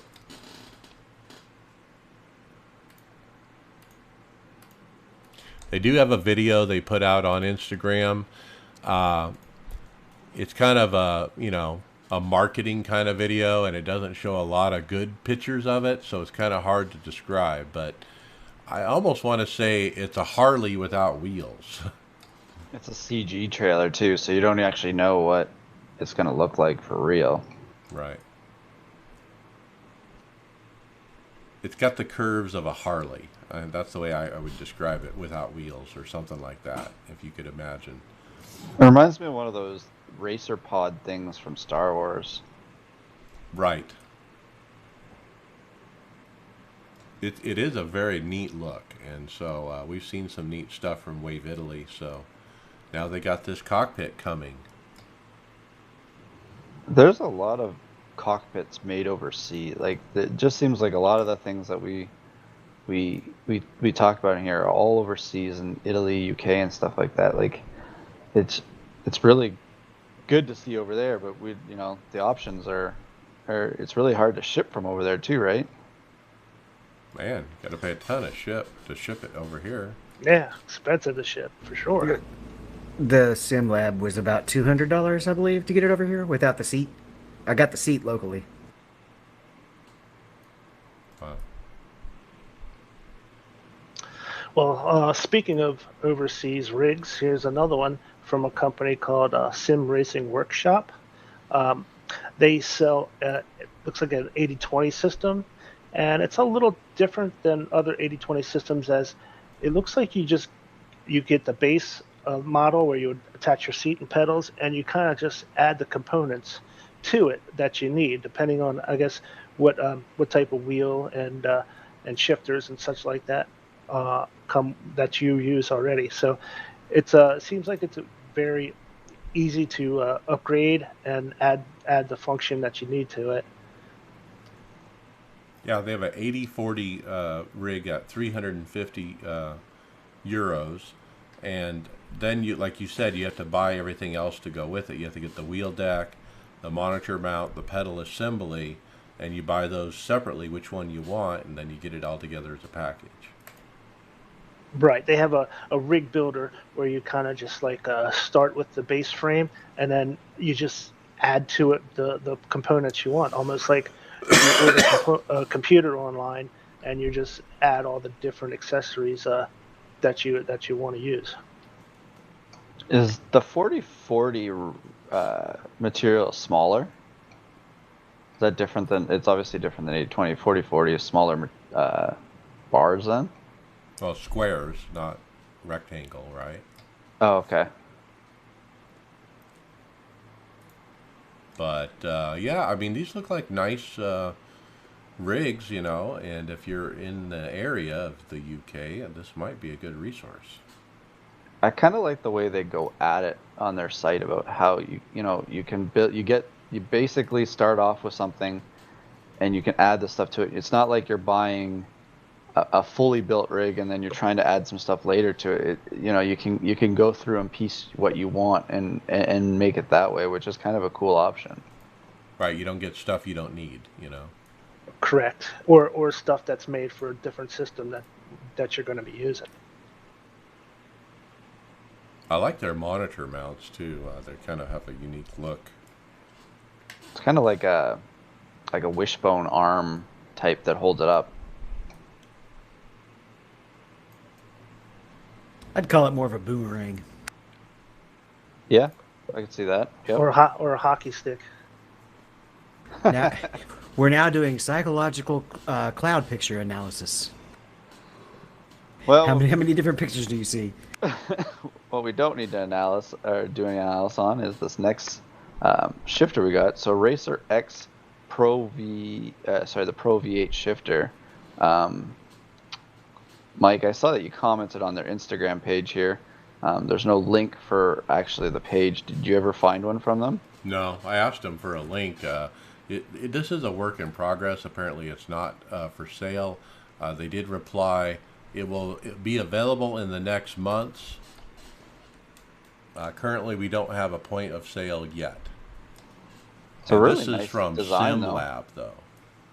Oh, it's from SimLab? Right. It's really nice, though. I really like the actual design to it. Obviously, it's just a sequential shifter. So I think what's interesting is racex.store posted this, not simlab._EU, but simlab_EU is the one who responded to my question. Okay, so I guess this might be a front or a different kind of brand for them, or an offshoot that's part of SimLab. It's called RaceX. Is that maybe why the link isn't working yet? Maybe. Like it doesn't look like it's a different type of rig that they're even showing on their Instagram page too, right? Yeah, I don't know. I'm trying to tie together who's who with this, but I haven't. That's just my guess. Obviously, SimLab answered my question, like they are the person who's building this device. But it looks nice. I mean, it looks metal and sturdy and. Well, if I don't get the G seat, I might just get this rig, because wow. Well, Are these the Evo. same? Aren't these the same guys that did the pedals we looked at last week? that were in the really hefty case? That No, was the the Wave pedals Italy. was Wave Italy. Well, Yeah. okay. All right. Anyway, this has got 6 degrees of freedom. Nice Evo custom seat in there. It's tubular metal framing, but really the frame is floating completely on 6 pistons, and yeah, it's just nice looking. I would run VR, but it's also got I can't tell if the monitors are stabilized or No, roll they with, move too. with the chair. They do move. Okay, yeah, I should. And this actually has oil reservoirs in different places for some of the moving parts, where you can actually see the oil level. The And hydraulic brake and the hydraulic. Yeah, it's Hydra. and it's got some speakers already mounted on the back. And the 6 degrees of freedom, it just looks impressive the way it's got the 6 different rotors lined up in 3 triangles, and it can do all 6 different types of motion. And even on their website, they've got videos of each different type of motion. It's kind of got a bit of that futuristic look. Like the tubular design is really, really nice, and they got these big beefy actuators. Like these are some serious looking actuators, and they've put some style in it. They've got their their logos on it and stuff like that, but the whole Yeah. thing just has a real nice flow to it. Most of the actuators we see have a cylinder, right? That instead of a box or type shell. Yeah, and then they've covered the top of the actuators that actually hook to the rig itself with like a shock type covering. Dust shield. Yeah, it's a nice looking rig. And, It looks very compact as well. It doesn't look like it takes up a ton of floor space. well, that's what I was about to say. The power supply and all the stuff is directly below. I mean, in the middle, underneath the seat. And this thing takes a lot of power, man. The power requirements, you ain't plugging this baby into the wall. It takes 230 volts, 16 amps. So that would be the other size socket. You'd have to. Well- What do they run in Europe? They run 220 in Europe, don't they? Yeah, this Or is- might it's- work in Europe, yeah. But 16 amps, that's a lot of power.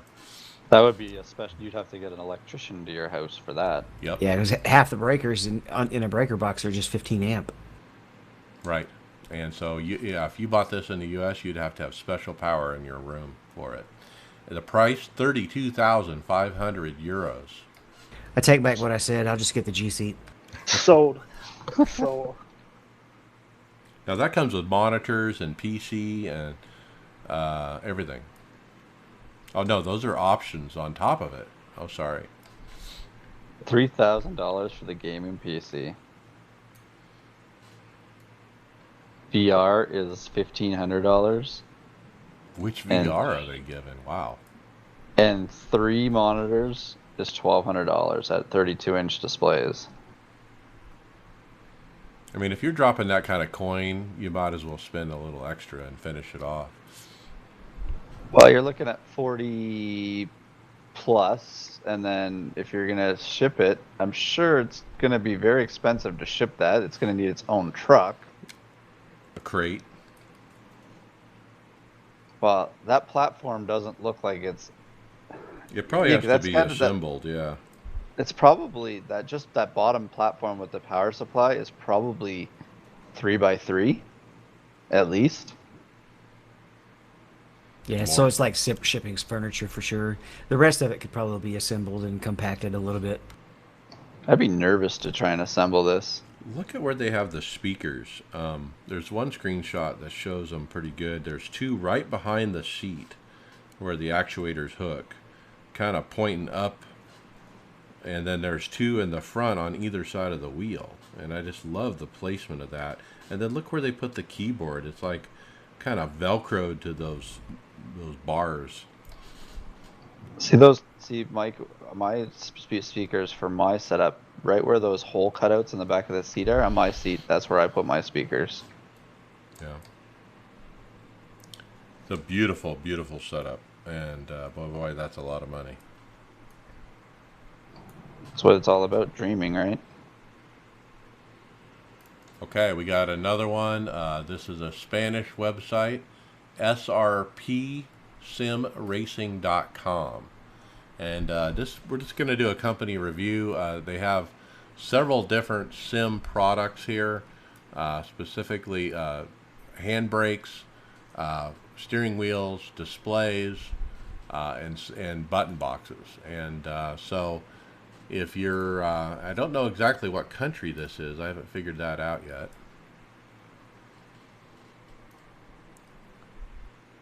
But yeah, check them out. srpsimracing.com. They have a handbrake here that shows as 80 euros. It's either Spain or Latin America. I think it's Spain. Tienda is store. But I kind of like their little handbrake.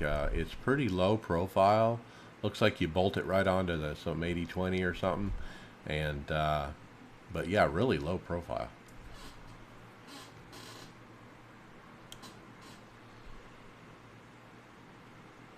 Okay, Well, we're going to do one more, Brian, before we move on.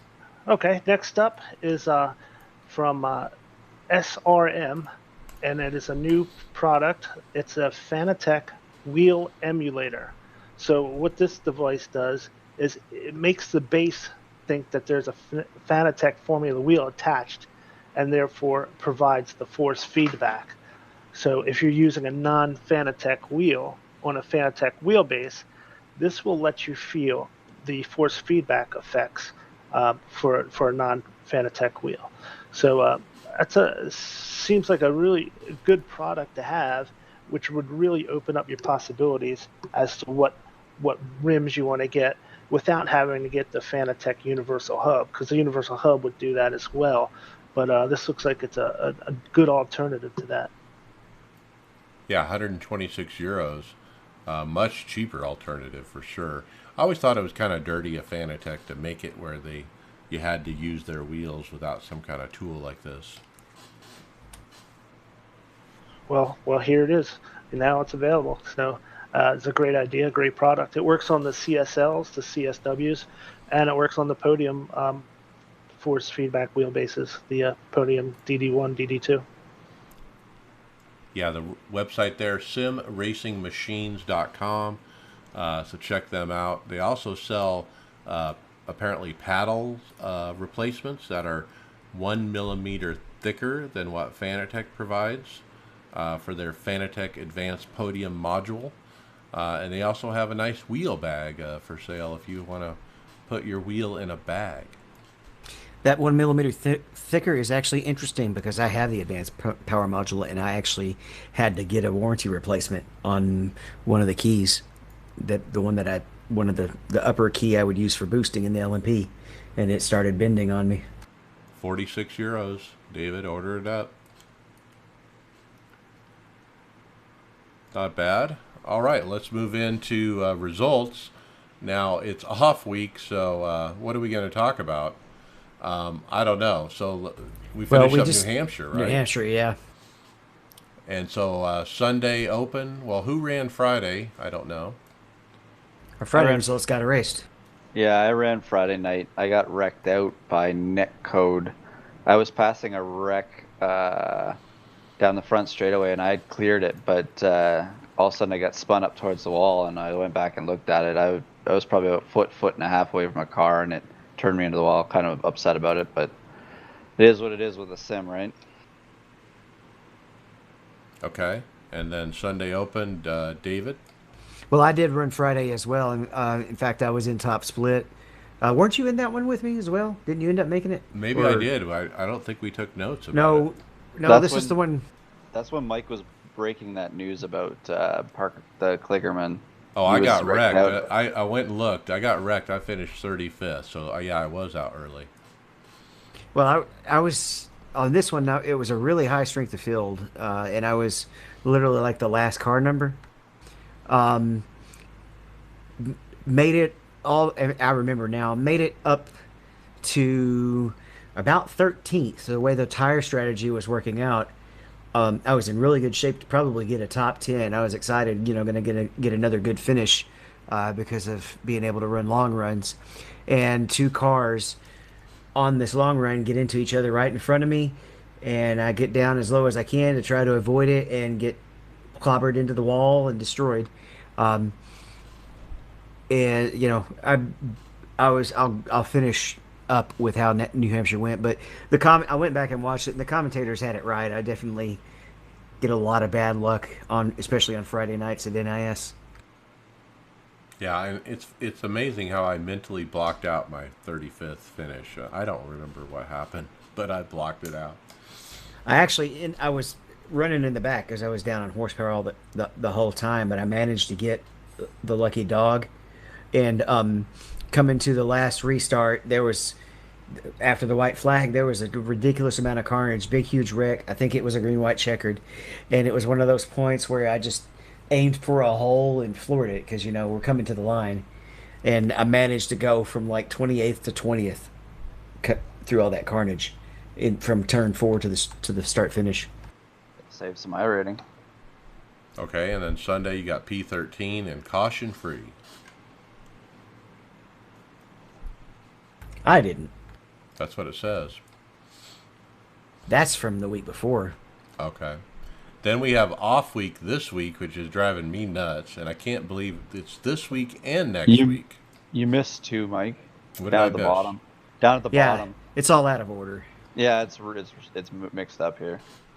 Oh, I see. So, okay, Greg, so you pick up where I left off because I'm lost. Hall, it looks like it doesn't say where it says P wrecked. You're forced into the wall by someone aggressive. Yeah, the same over aggressive person that I've been having trouble with all year, really. Oh, I remember this now. Here's the truth is I regret reacting to it. I didn't actually get touched by him, but he came up so high that I jerked to the right and caught the wall and lost enough momentum that the guy behind me wrecked me. But it wasn't the guy behind me's fault. However, if I had just stayed straight, he would have turned right in front of me and they would have plowed into us either way. So it was ridiculous crowding, and the guy's not getting another inch. Okay. Yeah, you got to race them how they race you, right? Okay, and I found my place. So, Greg, it says you finished P1 Lobster. Yeah, this was.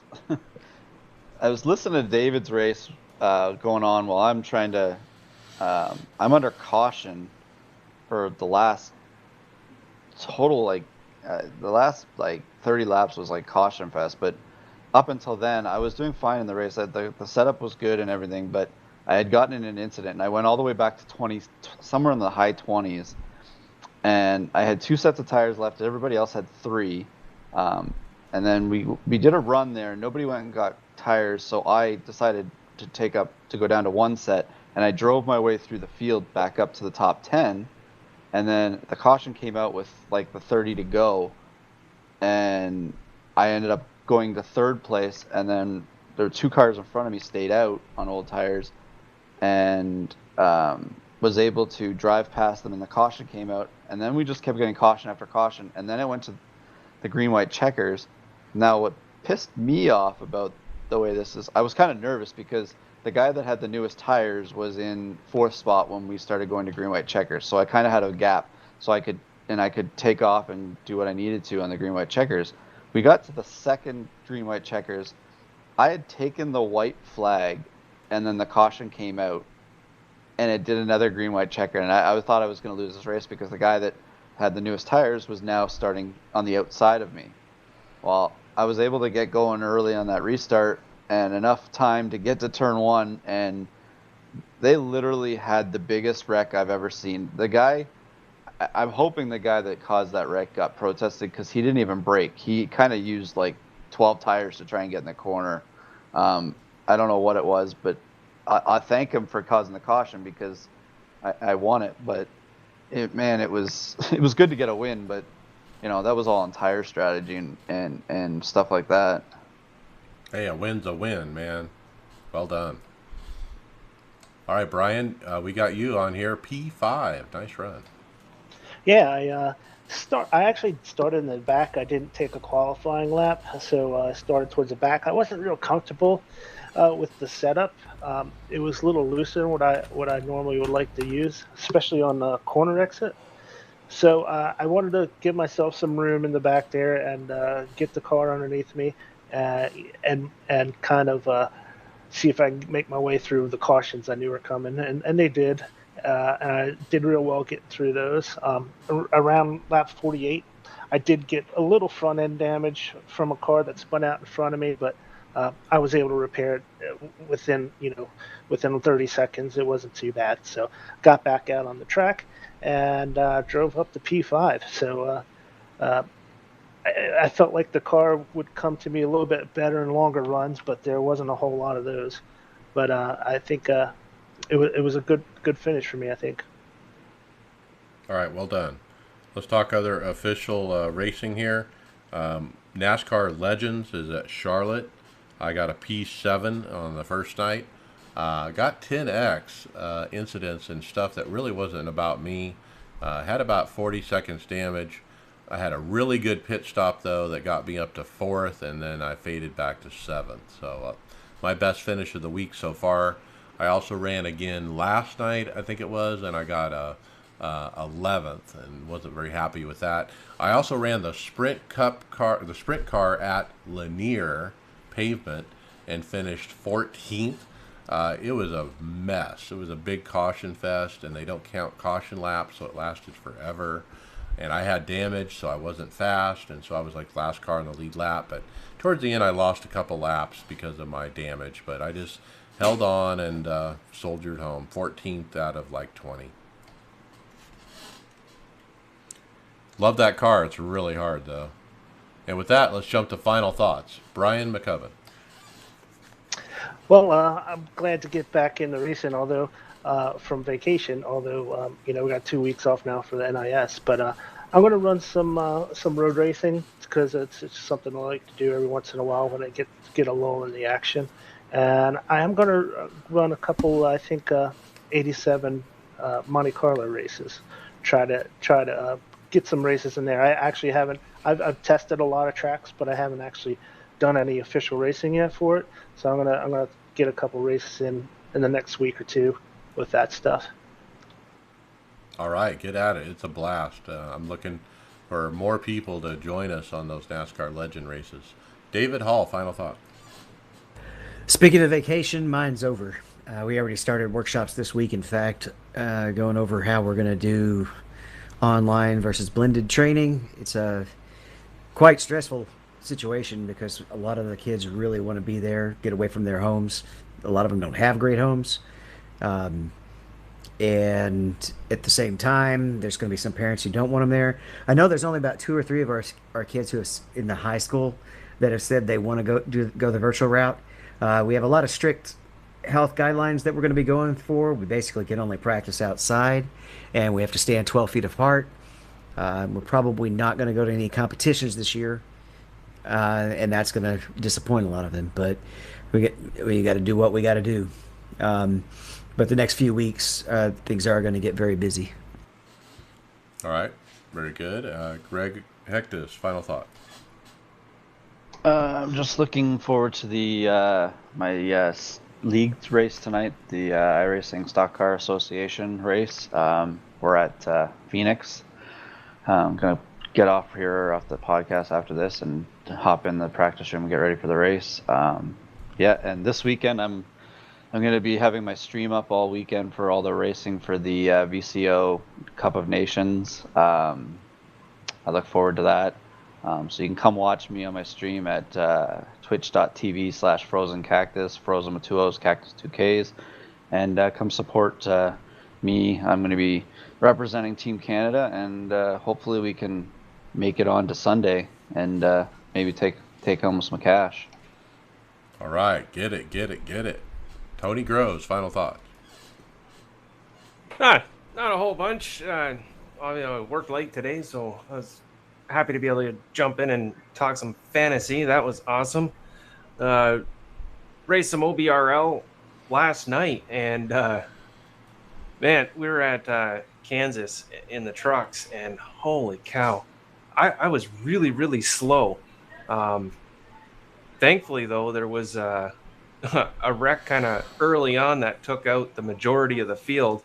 So with that, I was able to squeak out a top 10, came in 8th place. Nice run. Very well. OBRL. Check those guys out. All right. My final thoughts. Man, I don't know what to do with myself with these 2 off weeks in NIS. Apparently for the Olympics that never actually happened. And so how the Olympics somehow affects me not doing iRacing in a roundabout way, I don't know. But it is odd. And so I've been running hosted. I've been kind of poking around and hosted. And I ran into Tim Duggar earlier today, the country superstar. He was hosting super late models at Kansas. And I've run with him a couple times in some other hosted events. So that was fun. And that's what I'm going to be doing tonight. I'm not very good at Charlotte and the Legends. So I think I'm done over there, and I'm just going to try to find something to run. And with that, we'll see you on the track. Later.